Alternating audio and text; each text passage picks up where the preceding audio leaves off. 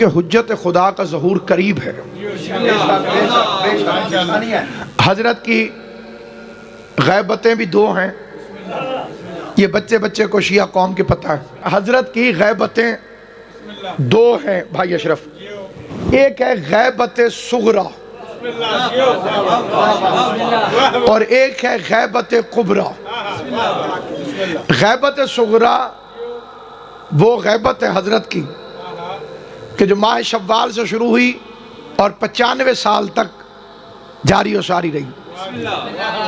اس کے بعد غیبت کبریٰ کا دور شروع ہو گیا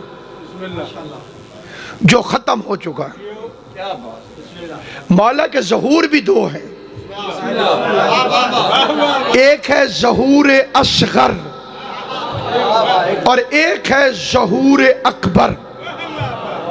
یہ ظہور اصغر ہو چکا ہے، میں اس بات کو واضح کرنا چاہتا ہوں۔ یہ جو مولا کا ظہور صغریٰ ہے، آؤ بسم اللہ، ظہور صغریٰ واقعہ ہو چکا ہے۔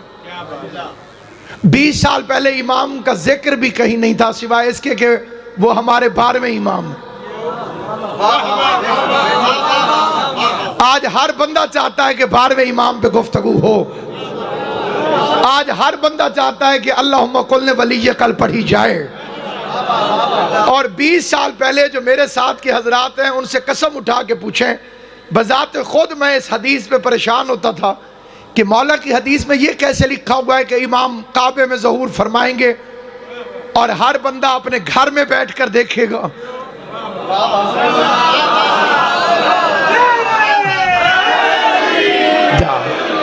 یہ میڈیا کی ترقی زہرا کے بیٹے کے ظہور کے لیے ہو رہا ہے۔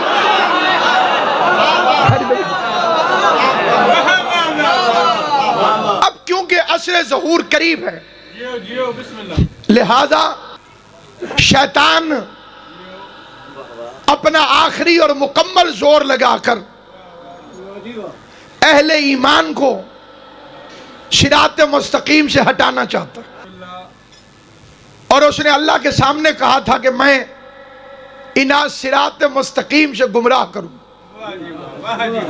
حملے کا طریقہ بھی بتایا، آگے سے، پیچھے سے، دائیں سے، بائیں سے، چاروں طرف سے حملہ کروں۔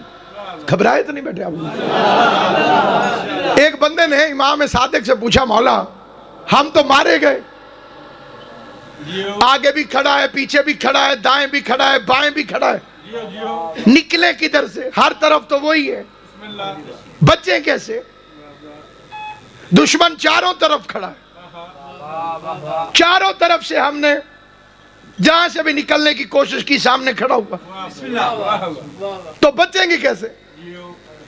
امام نے فرمایا نہ گھبرا، اللہ نے سمتیں 6 بنائی ہیں، اللہ نے سمتیں 6 بنائی ہیں، آگے پیچھے دائیں بائیں، اس پر تو شیطان کا قبضہ ہے۔ 2 سمتیں بھائی غلام باز امام فرماتے ہیں اور بھی ہیں، ایک اوپر ایک نیچے۔ دعا میں ہاتھ اٹھاؤ گے تب بھی بچ جاؤ گے، سجدے میں سر جھکاؤ گے تب بھی بچ جاؤ۔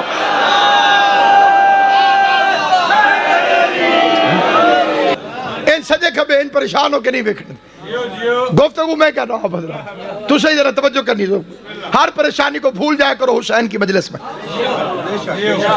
تو سامعین گرامی، اب شیطان کی مکمل ترین کوشش ہے،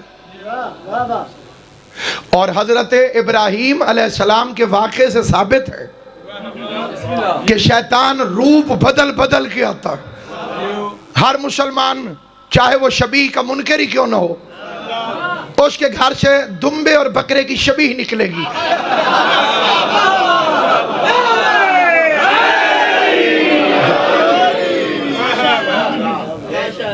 مہندیوں والے دمبے، گانیوں والے، ٹال مٹلیاں، ٹھیک ہے حضور؟ یہ کیوں یاد منائی جاتی ہے؟ مجھے ایک مولوی کہنے لگا کہ ضروری ہے امام حسین کی یاد میں بندہ اتنا قیمتی خون بہائے اور سڑکوں پہ ضائع کر دے۔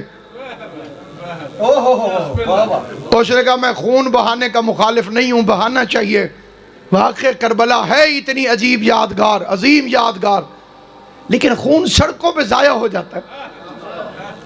میں نے کہا کیا کریں؟ اس نے کہا جی مریضوں کو دے دیں ہسپتالوں میں امام حسین کے نام پر، اللہ کرے آپ کا علاقہ بچا ہوا ہو۔ میں نے کئی بڑے شہروں میں دیکھا ہے کہ وہ بلڈ بینک قائم کرتے ہیں، کیمپ لگاتے ہیں، بندے لائن لگاتے ہیں، پھر یا حسین کہہ کے سوئی چبھوتے ہیں اندر نابض کے اندر، پھر بوتل خون کی بھری جاتی ہے، پھر وہ خوش ہو جاتے ہیں ہم نے امام حسین کے نام پہ خون دے دی۔ اس نے کہا یہ طریقہ پورے پاکستان میں نافذ ہونا چاہیے۔ میں نے کہا پھر ایک تجویز میری طرف سے بھی قبول فرمائیں، حج کے پیسے بھی بیواؤں کو جمع کرائیں۔ توجہ ہے یا نہیں یہاں پر؟ تیرا اتنا قیمتی پیسہ، تیرا اتنا قیمتی پیسہ سیر پہ خرچ ہو جاتا ہے۔ پہلے والے مسلمانوں کا مسئلہ تھا وہ کعبہ دیکھنا چاہتے تھے، اب ٹی وی والے روز دکھا دیتے ہیں۔ بے سونا اپنا روزہ بھی کھاوے، وہ تو روز ٹی وی والے دکھا دیتے ہیں۔ تو نے ضرور 2.5 لاکھ روپے خرچ کر کے مکہ مدینے کی سیر کر کے آنی ہے۔ ابراہیم کے نام پہ بیوہ کو دے دے، یتیم کو دے دے۔ تجھے نوکروں کی یاد سمجھ میں آ گئی ہے، مالکوں کی یاد سمجھ میں نہیں آ رہی۔ توجہ ہے یہ کون؟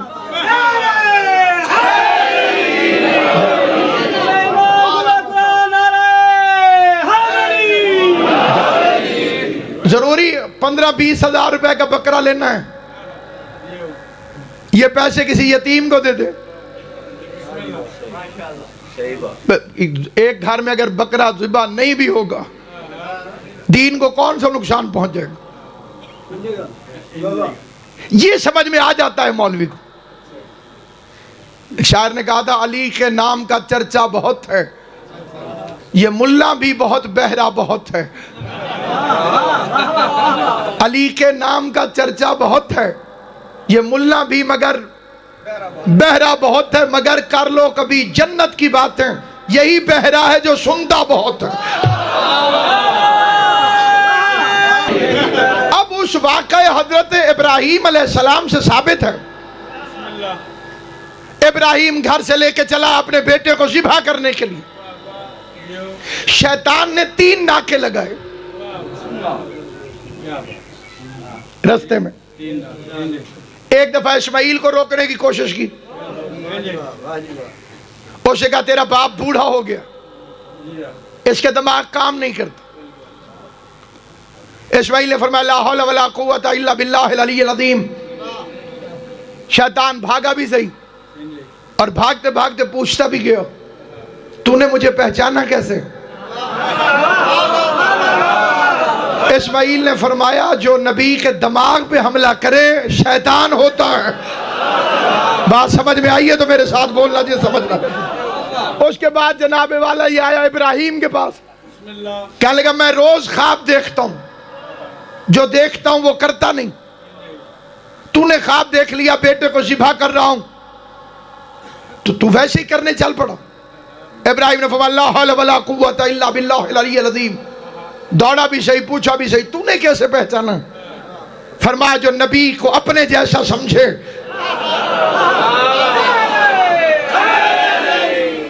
آخری حملہ اس نے کیا جناب ہاجرہ پر، اور اس جگہ پر اسے مکمل یقین تھا کہ میں کامیاب ہو جاؤں گا،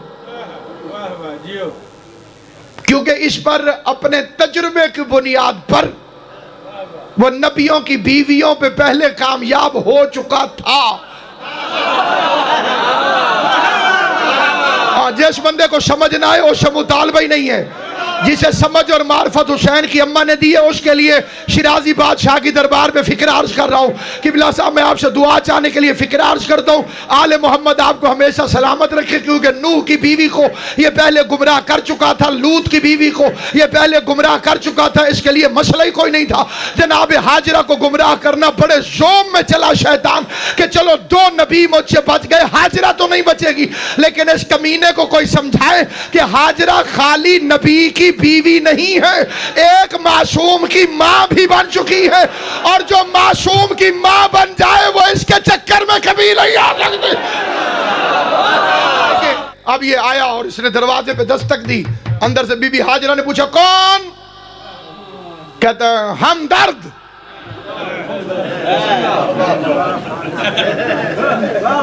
کیسے آئے ہو؟ اسماعیل کہاں ہے؟ کب آپ کے ساتھ گیا ہے دعوت پر؟ دعوت پہ چھری رسی لے کے جاتے ہیں۔ بیوی نے فرمایا تو بتا کہاں گیا؟ ذبح کر دے گا۔ بیوی نے فرمایا میں کیا کروں؟ گھر سے باہر نکل۔ اندر سے بی بی کی آواز لا حول ولا قوت الا باللہ العلی العظیم۔